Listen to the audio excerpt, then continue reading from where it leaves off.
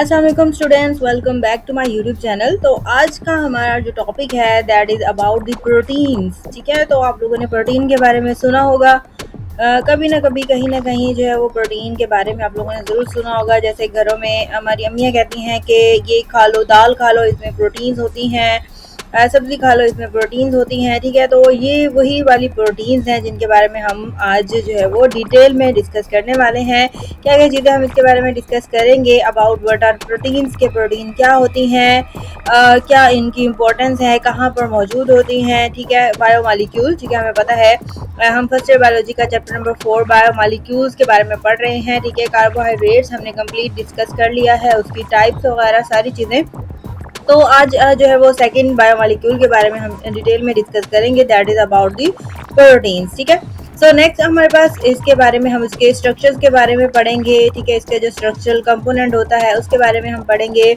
सो उसकी डाइवर्सिटी के बारे में हम पढ़ेंगे कि उसके अंदर क्या क्या चीज़ें होती हैं, कैसे कैसे प्रोटीन्स के जो उसका स्ट्रक्चरल यूनिट है वो कैसे मिलता है। ठीक है, उसकी डिफरेंट टाइप्स हैं हमारे पास, उसके अमाइनो एसिड्स की टाइप्स हैं। ठीक है, देन उसके बाद उसके अंदर जो पेप्टाइड बॉन्ड बनता है, डाइपेप्टाइड एंड मैनी मोर। ठीक है, बहुत ही सारी चीज़ें यहाँ जाके आज के लेक्चर में हम जो है वो डिस्कस करने वाले हैं कंप्लीट डिटेल में। ठीक है, होपफुली आप लोगों को लेक्चर जो है वो बहुत ज़्यादा इंटरेस्टिंग जो है वो लगेगा। बहुत ही इजी सा एक टॉपिक है। ठीक है, बहुत ही ज़्यादा इम्पोर्टेंट भी है। ठीक है, डेली लाइफ में भी हमें जो है वो पता होना चाहिए कि प्रोटीन्स क्या होती हैं। ठीक है, तो बायोलॉजी के स्टूडेंट्स जो है वो प्रोटीन से बहुत ही ज़्यादा फेमिलियर होते हैं। So let's start our lecture. What are proteins? Proteins are regarded as the principal compound of the cells। ठीक है, सबसे ज़्यादा जो इम्पोर्टेंट काम है सेल का, जो एक इम्पोर्टेंट कंपोनेंट है, या जितने भी बायोमॉलिक्यूल्स हमारे सेल के अंदर हमारे बॉडी में मौजूद होते हैं, सो जो प्रोटीन है वो उन सब का प्रिंसिपल होता है। ठीक है, सो हमें पता है कि जो भी सेल के फंक्शंस होते हैं, तो सबसे पहले जो है वो जो जेनेटिक इन्फॉर्मेशन होती है उसको प्रोटीन में कन्वर्ट किया जाता है। देन उन्हीं प्रोटीन्स को यूज़ करके जो है वो डिफरेंट प्रोडक्ट्स जो है वो बनाए जाते हैं, उनकी ब्रेक डाउन करके उनको जो है वो मजीद उनकी प्रोसेसिंग करके। ठीक है, तो ये जो है वो हमारे पास प्रिंसिपल कंपोनेंट हो जाता है। So protein are the most abundant organic compounds in the cells. ठीक है, तो जितनी भी जेनेटिक इन्फॉर्मेशन है उसको सबसे पहले राइबोसोम के जरिए जो है प्रोटीन में चेंज किया जाता है, प्रोटीन बनाई जाती है। सो सबसे ज़्यादा पाया जाने वाला ऑर्गेनिक कंपाउंड, सबसे ज़्यादा पाया जाने वाला बायोमॉलिक्यूल जो कि हमारे सेल में है वो क्या होता है, प्रोटीन होती है। ठीक है, प्रोटीन की डिफरेंट टाइप्स होती हैं, अलग अलग टाइप्स की प्रोटीन हमारी बॉडी में मौजूद होती हैं। They are the polymers made up of amino acid. ठीक है, पॉलीमर क्या होते हैं? ठीक है, जैसे हमने जो है वो पॉलीसेक्राइड्स के बारे में पढ़ा था। ठीक है, जिसमें कि बहुत सारे शुगर के मॉलिक्यूल्स आपस में जुड़ के एक लॉन्ग चेन बनाते हैं। ऐसे ही प्रोटीन्स में जो है वो जो छोटे छोटे यूनिट होते हैं जिनके ज़रिए मिलकर जो आपस में जुड़कर एक लंबी सी चेन बना देते हैं, वही जो स्ट्रक्चरल यूनिट होता है प्रोटीन का, वो क्या कहलाता है, हमारे पास अमाइनो एसिड होता है। मतलब बहुत सारे अमाइनो एसिड्स आपस में जुड़ते हैं, बॉन्ड बनाते हैं आपस में, जिसको हम पेप्टाइड बॉन्ड कहते हैं। We will discuss. ठीक है, आप इन अपकमिंग स्लाइड्स, ठीक है, जो नेक्स्ट स्लाइड आएंगे उनके अंदर हम अमाइनो एसिड को भी डिस्कस करेंगे, हम पेप्टाइड बॉन्ड को भी डिस्कस करेंगे।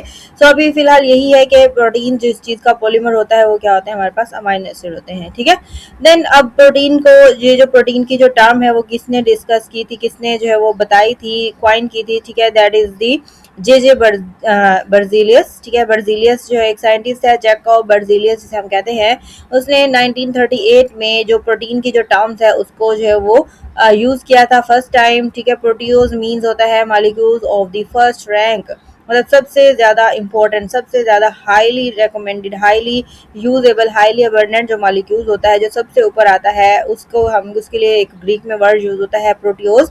तो उसी से मिलता जुलता जो वर्ड है उसने उसको दिया, that is the protein, to emphasize the importance of the group of this group of macromolecule. ठीक है, मतलब इसके नाम से ही पता लगता है कि ये जो ग्रुप है बायोमॉलिक्यूल्स का या मैक्रोमॉलिक्यूल्स का वो कितना ज़्यादा इंपॉर्टेंट है। राइट, देन उसके बाद उसकी थोड़ी सी इंपॉर्टेंस हम पढ़ लेते हैं कि क्या क्या चीज़ें बनाते हैं, हमें पता लग जाएगा, हमें एक आइडिया हो जाएगा कि प्रोटीन बेसिकली काम क्या कर रही हैं। ठीक है, हमने बहुत सारी ऑर्गेनेल्स पढ़ी थी लास्ट चैप्टर में, तो वहाँ पर हमने देखा था कि उनकी जो मेम्ब्रेन होती है, प्लाज्मा मेम्ब्रेन, वहाँ पर प्रोटीन्स जो है वो होती हैं लिपिड बाइलेयर के साथ। प्रोटीन्स की बहुत सारी डिफरेंट टाइप्स अटैच होती हैं, तो कुछ चैनल प्रोटीन के तौर पर काम करती हैं। तो बेसिकली जो स्ट्रक्चर एक होता है सेल का, वो कौन मेंटेन करता है? प्रोटीन करती है, ठीक है। लिपिड के साथ प्रोटीन नहीं होगी तो प्लाज्मा मेम्ब्रेन का जो स्ट्रक्चर है वो मेंटेन नहीं रहेगा। अगर वो प्लाज्मा मेम्ब्रेन का स्ट्रक्चर नहीं रहेगा तो सेल नहीं रहेगा, सेल नहीं रहेगा तो फिर कुछ भी नहीं रहेगा, ठीक है। तो यही इसकी सबसे ज़्यादा इंपॉर्टेंस है, ठीक है। तो इसी बात से आप अंदाज़ा लगा लें कि प्रोटीन कितनी ज़्यादा इंपॉर्टेंट होती है। हर एक चीज़, हर एक एलिमेंट जो कि हमारी बॉडी में मौजूद है वो बहुत ही ज़्यादा इंपॉर्टेंट है। कोई भी उसके अंदर आगे पीछे जो हो जाए तो बहुत ज़्यादा कॉम्प्लिकेशंस हो जाती हैं। एंड हमारी नेचर, अल्लाह ताला ने जो है वो बहुत ही खूबसूरती से हमारी बॉडी, हमारे सेल, हमारे जिस्म का एक एक हिस्सा जो है वो मेंटेन किया है। Then we should thank him, अल्हम्दुलिल्लाह। Importance of proteins, the essential for the structure of the cells and organism, ठीक है। क्या है? ऑर्गेनिज्म के सेल के लिए और ऑर्गेनिज्म की ओवरऑल पूरी बॉडी के स्ट्रक्चर के लिए ज़रूरी होती है। Participate in almost every living things do, ठीक है। जो भी इंसान काम कर रहा होता है, ये कोई भी लाइफ एक्टिविटीज़ हैं या हमारी बॉडी के अंदर जो है वो मेटाबॉलिज्म हो रहे हैं, कुछ भी हो रहा है, तो उसमें प्रोटीन्स जो है वो इंपॉर्टेंट होती हैं। Act as the building blocks of life, ठीक है। तो बिल्डिंग ब्लॉक के तौर पर काम करती है, मतलब हमारी जो लाइफ है वो प्रोटीन्स पे बहुत ही ज़्यादा डिपेंडेंट है।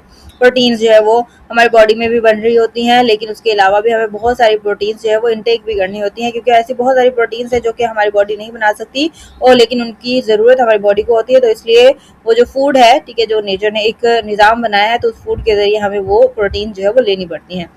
Proteins are vital for life and from structures to function, they do it all, ठीक है। स्ट्रक्चर से लेकर फंक्शन तक हर चीज़ जो है वो, हर चीज़ में जो है वो प्रोटीन का रोल होता है। देन उसके बाद है स्ट्रक्चर ऑफ प्रोटीन के बारे में हम डिस्कस करें, ठीक है। स्ट्रक्चर ऑफ प्रोटीन, अभी मैंने बताया आप लोगों को कि जो प्रोटीन्स हैं वो क्या होते हैं? पॉलीमर्स होते हैं, जो कि बॉन्डिंग से बनते हैं। इसकी अमाइनो एसिड की बहुत सारे डिफरेंट टाइप्स के अमाइनो एसिड होते हैं, तकरीबन जो है वो 20 टाइप्स ऑफ अमाइनो एसिड हमारी बॉडी में मौजूद हैं।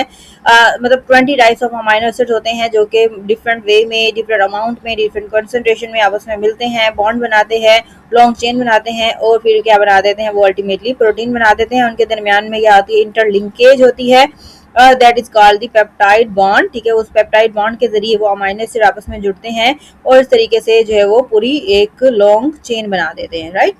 देन डिफरेंट प्रोटीन्स में have a few to 3000 amino acid in their makeup, ठीक है। तो अगर हम प्रोटीन्स को देखें तो बहुत सारी, नेचर में बहुत सारी जो है प्रोटीन्स मौजूद हैं। उनमें जो है वो तकरीबन कुछ चंद से लेके, मतलब 100-200 से लेके 3000 अमाइनो एसिड जो है वो मौजूद हो सकते हैं। एग्जाम्पल यहाँ पर मोस्ट इंपॉर्टेंट प्रोटीन्स की दी हुई है, आप लोगों ने इनके नाम सुने होंगे, दैट इज इंसुलिन, ठीक है। इंसुलिन एक हार्मोनल प्रोटीन है, हार्मोन्स का काम भी करती है, ठीक है। एंड देन उसके बाद हेमोग्लोबिन जो कि हमारे ब्लड का, हमारे रेड ब्लड सेल्स में मौजूद होती है, ठीक है, जो कि ऑक्सीजन की ट्रांसपोर्ट का काम करती है। एंड इंसुलिन वही है, ठीक है। इंसुलिन और ग्लूकागोन आपने सुना होगा, ठीक है, जो कि हमारी बॉडी में क्या करती है? शुगर के अमाउंट को कंट्रोल करती है। सो इंसुलिन में तकरीबन 51 अमाइनो एसिड होते हैं, ठीक है। एक सिंगल चेन जो है वो ये एक प्रोटीन होती है। एंड जबकि जो हेमोग्लोबिन है इसमें 4 जो है वो चेन्स होती हैं, polymers. And total amino acid अगर हम इसके देखें तो वो कितने होते हैं? 574 अमाइनो एसिड होते हैं, ठीक है। तो ये इसका बेसिक सा स्ट्रक्चर था कि वो डिफरेंट अमाइनो एसिड आपस में जुड़ते हैं, बॉन्ड बनाते हैं और लॉन्ग चेन बनाते हैं, ठीक है। और उनके अंदर अमाइनो एसिड की जो तादाद है वो प्रोटीन के लिहाज से स्पेसिफिक होती है। कौन सी जितनी जो प्रोटीन होगी उसमें उसके अंदर उतने ही अमाइनो एसिड होंगे और उनकी जो अरेंजमेंट होती है अमाइनो एसिड की, वो भी क्या होती है? स्पेसिफिक होती है, ठीक है। सिर्फ नंबर स्पेसिफिक नहीं होता, बल्कि वो जो अमाइनो एसिड की एक सीक्वेंस है वो भी जो है वो क्या होती है? स्पेसिफिक होती है। अगर वो अमाइनो एसिड की सीक्वेंस मतलब इसमें देखें 51 में से अगर एक अमाइनो एसिड भी सही तरीके से नहीं जुड़ा, यहाँ से निकाल दें तो वो जो इंसुलिन है वो क्या हो जाती है? बेकार हो जाती है, बिल्कुल किसी काम की नहीं रहती, ठीक है। ऐसे ही इसमें 574, ठीक है, इसमें से अगर 573 अमाइनो एसिड सही तरीके से जुड़े हुए हैं, लेकिन एक जो है हमारे पास एक का अमाइनो एसिड उसका जो है वो क्या आ जाए? गड़बड़ हो जाए, उसकी जगह कोई और अमाइनो एसिड जुड़ जाए, तो वो जो हेमोग्लोबिन है वो क्या हो जाती है? नॉन फंक्शनल हो जाती है एंड उसकी वजह से जो है वो डिसीज होती है, that is called sickle cell anaemia. देन उसके बाद है अमाइनो एसिड, ठीक है। We have discuss that the proteins are the polymers of amino acid. बहुत सारे अमाइनो एसिड आपस में जुड़ते हैं और क्या बनाते हैं? पॉलीमर्स बनाते हैं। दी पॉलीमर्स जो है वो क्या होते हैं? वो प्रोटीन ही कहलाते हैं, ठीक है। तो अमाइनो एसिड का एक बेसिक सा स्ट्रक्चर होता है, amino acid the basic structure unit of the protein, ठीक है। उसका इसके पास जो है वो क्या होता है, एक कार्बन एटम होता है, इसके पास जो है वो 4 ग्रुप्स होते हैं। एक कार्बन के साथ जो है वो 4 ग्रुप्स जुड़े होते हैं, डिफरेंट ग्रुप्स जो है वो जुड़े हुए होते हैं, ठीक है। और ऐसी कार्बन जिसके साथ 4 डिफरेंट ग्रुप्स आपस में अटैच होते हैं, ठीक है, कार्बन की वैलेंसी 4 होती है, तो ये 4 मॉलिक्यूल्स के साथ जो है वो बॉन्ड बना सकती है, ठीक है। तो यहाँ पर अमाइनो एसिड में क्या होता है कि कार्बन के साथ 4 डिफरेंट ग्रुप्स जो है वो आपस में जुड़े हुए होते हैं, तो इस कार्बन को हम क्या कहते हैं, अल्फा कार्बन कहते हैं, ठीक है। The carbon which is attached to 4 different groups या different functional groups, this is called the alpha carbon, ठीक है। तो अमाइनो एसिड में क्या होता है कि ये जो हमारे पास अमाइनो एसिड है, इसकी जो कार्बन होती है सेंट्रल, उसमें एक साइड पे क्या होता है, कार्बोक्सिल ग्रुप होता है, that is COOH, C double bond O, single bond OH, ठीक है। तो एंड सेकंड उसके साथ ही जो है वो उसके सामने बिल्कुल एक अमाइनो ग्रुप होता है, that is the NH2, and then उसके पास एक जो है वो हाइड्रोजन ग्रुप होता है और एक क्या होता है, अल्काइल ग्रुप होता है, that is also known as the side group, ठीक है। अल्काइल ग्रुप की जगह पे यहाँ पर कोई भी जुड़ सकता है, ठीक है। बाकी तीनों स्ट्रक्चर जो है वो जो ग्रुप्स हैं वो हर अमाइनो एसिड में सेम रहते हैं, जस्ट जो R ग्रुप है वो जो है वो यहाँ से चेंज होता रहता है, और अमाइनो एसिड जो है वो क्या हो जाता है, चेंज हो जाता है, ठीक है। सो ये बेसिक स्ट्रक्चर था अमाइनो एसिड का। देन उसके बाद है डाइवर्सिटी ऑफ प्रोटीन्स, ठीक है। प्रोटीन्स की इतनी सारी डाइवर्सिटी क्यों होती है, the diversity in biological world is reflection of the diversity of structure and function that exist in protein, ठीक है। तो मतलब बायोलॉजिकल लाइफ में अगर हम देखें, सेल के अंदर बहुत सारी डिफरेंट एक्टिविटीज हो रही होती हैं, different organism different function role play कर रहे होते हैं, तो वो जो सारी डाइवर्सिटी होती है स्ट्रक्चर और फंक्शन की, वो किसकी वजह से होती है, डिफरेंट प्रोटीन्स की ही वजह से होती है। प्रोटीन डिफरेंट होगी तो उसका जो स्ट्रक्चर है और जो उसका फंक्शन है वो भी क्या होता है, डिफरेंट होता है। Also, many different amino acids occur in nature. About 170 types of amino acid have been reported to occur in living organism in the cells and tissues. तकरीबन जो है वो बहुत सारे नेचर के अंदर अगर हम देखें तो बहुत सारे अमाइनो एसिड पाए जाते हैं, लेकिन अगर हम लिविंग ऑर्गेनिज्म की बात करें तो लिविंग ऑर्गेनिज्म में अभी तक जो है वो 170 different types of amino acid को जो है रिपोर्ट किया गया है डिफरेंट उनके सेल्स में या टिश्यूज में देखें। ऑफ दिस, ठीक है, इन 170 में से भी अगर हम देखें तो 25 टाइप्स ऑफ अमाइनो एसिड में take part as building units of the protein, ठीक है। उन 770 में से भी अगर हम देखें तो जो मोस्ट इंपॉर्टेंट जो मोस्टली जो है कि प्रोटीन बनाने में रोल प्ले करते हैं, इन्वॉल्व होते हैं, वो कितने होते हैं अमाइनो एसिड, वो होते हैं 25, ठीक है। कभी कभार 20 भी होते हैं। Most of the proteins are however made of 20 types of amino acid, ठीक है। ये जो है वो नंबरिंग आप लोगों ने याद रखनी है तकरीबन, ठीक है। 170, 25 एंड 20, ठीक है। क्या है 170, मतलब पूरी नेचर में जितने भी अमाइनो एसिड पाए जाते हैं उनमें से 170 लिविंग ऑर्गेनिजम्स में देखे गए हैं। लिविंग ऑर्गेनिज्म में कोई भी आ जाता है, प्लांट भी, एनिमल भी, ठीक है। और एनिमल की भी बहुत सारी टाइप्स हैं, प्लांट्स की भी बहुत सारी टाइप्स हैं, ठीक है। तो लेकिन उन 170 में से देखा गया है कि प्रोटीन बनाने में इस्तेमाल होते हैं, ठीक है। कौन से कितने होते हैं, 25। उन 25 में से भी ज्यादा जो कि मैक्सिमम जो कि यूज होते हैं वो कितने होते हैं, 20 टाइप्स के होते हैं, ठीक है। सो ये चीज आप लोगों ने याद रखनी है। देन उसके बाद है identify identity and unique chemical property of each amino acids are determined by the nature of its side group, ठीक है। अब जो है वो उसकी जो एक स्पेसिफिसिटी होती है या उसकी जो डाइवर्सिटी होती है, ठीक है, वो किसकी वजह से होती है, उसके अंदर जो R ग्रुप मौजूद होता है जो कि कोवलेंट बॉन्ड बना रहा होता है किसके साथ, अल्फा कार्बन के साथ, उसकी वजह से होती है। अभी मैंने आप लोगों को बताया था, ठीक है। यहाँ पर देखें ये 4 ग्रुप हैं जो कि कार्बन के साथ जुड़े हुए हैं, ठीक है। इनमें से जो 3 ग्रुप हैं, that is amino group, carboxyl group and hydrogen group, ये हर अमाइनो एसिड में मौजूद होते हैं। जस्ट ये जो R ग्रुप है ये चेंज होता रहता है और इसी की वजह से अमाइनो एसिड का जो स्ट्रक्चर है वो चेंज होता रहता है। उसकी जो नेचर है वो किस पे डिपेंड करती है, साइड ग्रुप R के ऊपर डिपेंड करती है, ठीक है। So the side group makes each amino acid different, तो इसी R ग्रुप की वजह से हर अमाइनो एसिड डिफरेंट हो जाता है। एग्जांपल अगर हम देखें, ठीक है, तो ये है हमारे पास जो है अमाइनो एसिड है, ठीक है। इसके तीनों ग्रुप जो है हम देखें, यहाँ पर H है, यहाँ पर अमाइनो ग्रुप है, यहाँ पर कार्बोक्सिल ग्रुप है, ठीक है। सब के अंदर जो है वो सेम ये 3 ग्रुप मौजूद हैं। लेकिन अगर हम यहाँ पर R की जगह, ठीक है, क्या लगा देंगे, H लगा देंगे, तो ये कौन सा माइनस हो जाएगा, ग्लाइसिन हो जाएगा। देन अगर हम इस R की जगह CH3 लगा देंगे तो वो कौन सा हो जाएगा, एलानीन हो जाएगा, ठीक है। फर्स्ट जो सबसे पहला सबसे छोटा जो अमाइनो एसिड होता है, सबसे सिंपलेस्ट होता है, वो ग्लाइसिन होता है, ठीक है। फिर उसके बाद एलानीन, अगर हम उसके आगे वाला ग्रुप लगा दें, CH2OH लगाएं, ठीक है, तो वो क्या बन जाता है, सीरीन बन जाता है, ठीक है। मतलब ये R चेंज होने की वजह से अमाइनो एसिड भी क्या हो जाता है, चेंज हो जाता है, ठीक है। क्लियर है। देन उसके बाद है हमारे पास अमाइनो एसिड की टाइप्स हैं, डिफरेंट टाइप्स होती हैं। जो 20 अमाइनो एसिड है जो कि लिविंग ऑर्गेनिज्म में मौजूद होते हैं, प्रोटीन बना रहे होते हैं, ठीक है, उनको जो है वो दो ग्रुप्स में डिवाइड किया जाता है। Number 1 is essential and number 2 is non essential amino acid, ठीक है। एसेंशियल अमाइनो एसिड कौन से होते हैं और नॉन एसेंशियल कौन से होते हैं? सो देयर जो 20 अमाइनो एसिड हैं उनमें से जो 11 है वो नॉन एसेंशियल होते हैं और जो 9 अमाइनो एसिड है वो कौन से होते हैं? एसेंशियल होते हैं। तो इनके दरमियान में जो डिफरेंस है वो आप लोगों ने अच्छे से क्लियर कर लेना है। नॉन एसेंशियल अमाइनो एसिड ऐसे होते हैं जिनको हमें खाने की जरूरत नहीं पड़ती, जिनको हमें खुराक के जरिए बॉडी के अंदर लेके जाने की जरूरत नहीं होती है, वो क्या होते हैं? नॉन एसेंशियल होते हैं। मतलब कि हमारी बॉडी उनको जो है वो खुद प्रिपेयर कर लेती है, हमें उनको खाने की जरूरत नहीं पड़ती। ऐसे अमाइनो एसिड को हम क्या कहते हैं? नॉन एसेंशियल अमाइनो एसिड कहते हैं, ठीक है। So our body can make 11 amino acid. These are called non-essential amino acid. वो non-essential amino acid कौन से हैं? 11। तो यहाँ पर नाम दिए हुए हैं, आप लोग इनको अच्छे से याद कर लेंगे। And includes alanine, arginine, asparagine, aspartic acid, cysteine, glutamic acid, glutamine, glycine, proline, serine and tyrosine, ठीक है। तो ये जो है वो हमारे पास क्या है? ये 11 अमाइनो एसिड है जो कि क्या होते हैं? हमारी बॉडी खुद इनको प्रिपेयर कर लेती है, तैयार कर लेती है, हमारी बॉडी में बन रहे होते हैं, ठीक है, जो कि है राइबोसोम की मदद से उनको बना लिया जाता है, ठीक है। इनको जो है वो फूड के जरिए हमें हमारी जो डाइट है उसका पार्ट बनाने की जरूरत नहीं होती है, ठीक है। तो ये क्या कहलाते हैं? नॉन एसेंशियल, ठीक है। तो अब इसका अपोजिट कौन सा हो जाएगा कि वो अमाइनो एसिड जिनको हमारी बॉडी प्रिपेयर नहीं कर सकती, बल्कि हमें उनको फूड के जरिए वेरियस फूड्स जैसे कि चिकन, एग, मिल्क, ठीक है, पल्सीज हो गई, ठीक है, तो उनके जरिए हमें जो है वो उनके जरिए उनको अपनी बॉडी के अंदर लेके जाना पड़ता है, क्योंकि वो हमारी बॉडी के अंदर जो है वो रोल प्ले करती हैं, हमारी बॉडी के लिए ज़रूरी होती हैं। तो इसलिए हम उनको क्या कहते हैं? एसेंशियल अमाइनो एसिड कहते हैं। The remaining 9 amino acid can not make our bodies on its own, ठीक है, हमारी बॉडी उनको खुद नहीं बना सकती। We must obtain these amino acid by eating various food. सो हमें मुख्तलिफ किस्म के खाने खाने पड़ते हैं, ठीक है, और अपनी प्रोटीन की जरूरत को पूरा करने के लिए, उन अमाइनो एसिड की जरूरत को पूरा करने के लिए। These are called the essential amino acid. तो वो 9 अमाइनो एसिड कौन से हैं? Essential, that is the methionine, valine, tryptophan, isoleucine, leucine, lysine, threonine, phenylalanine, histidine, ठीक है।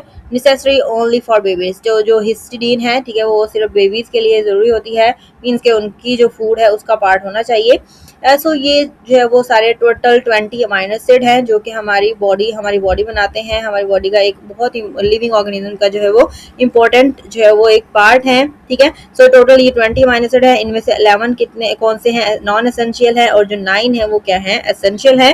तो ये आप लोगों ने एक अच्छा सा जो है वो डिफरेंस बना के जो है वो लिख देना है अगर आ जाता है तो।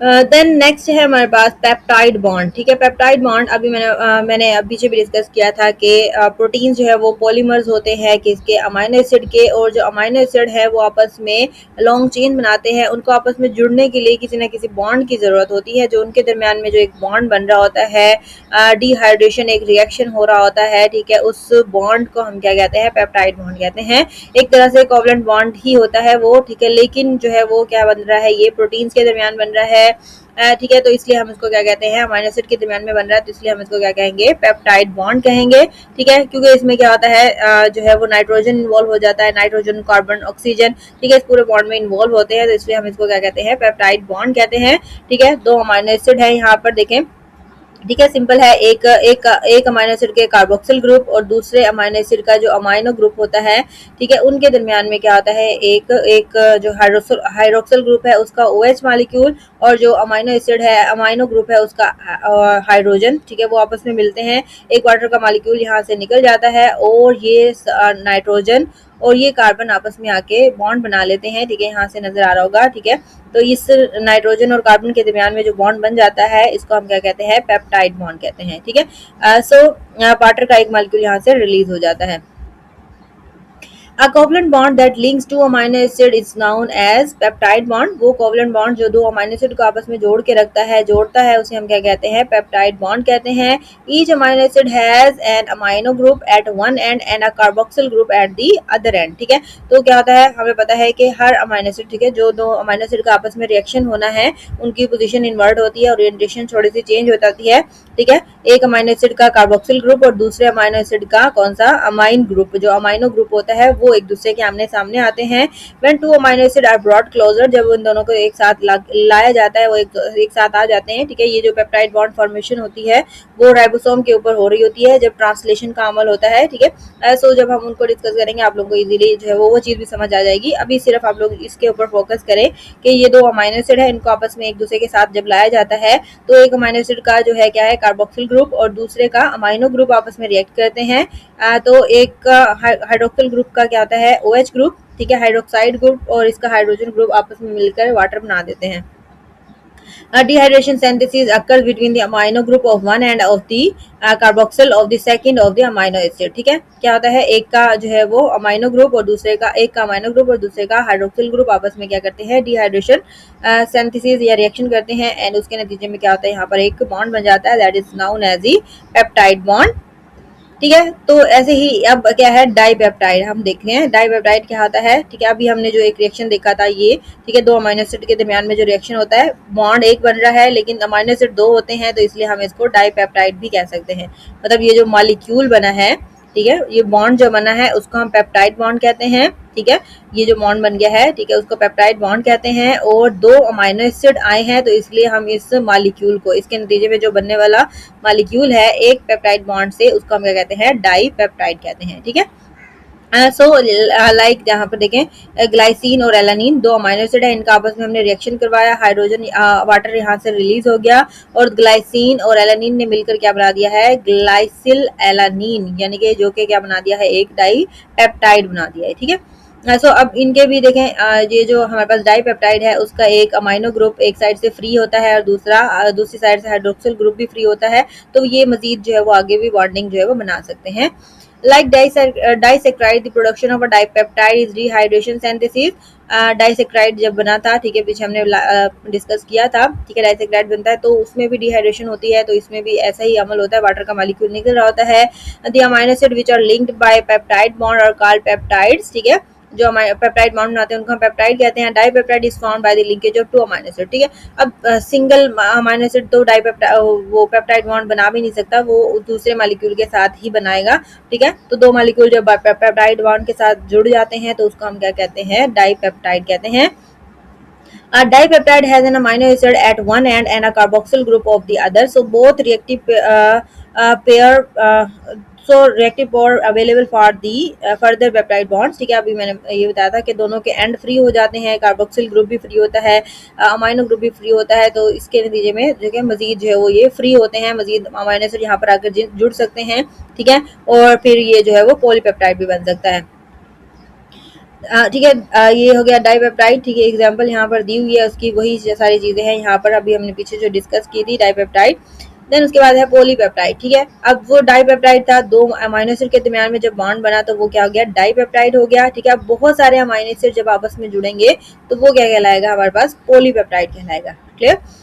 Addition of amino acid ultimately leads to polypeptide chain, बहुत सारे अमाइनो एसिड जुड़ गए हैं, एक पॉलीपेप्टाइड भी जब बन जाता है तो उसका भी अमाइनो एसिड जो है वो लास्ट वाले का एक अमाइनो एसिड फ्री होता है, कार्बोक्सिल ग्रुप भी फ्री होता है, तो ये हमेशा फ्री ही रहता है, ठीक है, ताकि मजीद बॉन्डिंग जो है वो हो सके। तो प्रोटीन के लिहाज से जेनेटिक्स जो है, जीन्स जो है वो इस चीज़ को कंट्रोल करते हैं कि कौन कौन से अमाइनो एसिड आपस में जुड़ेंगे और कितनी लंबी ये चेन बनेगी, तो ये it's all everything is controlled by our DNA.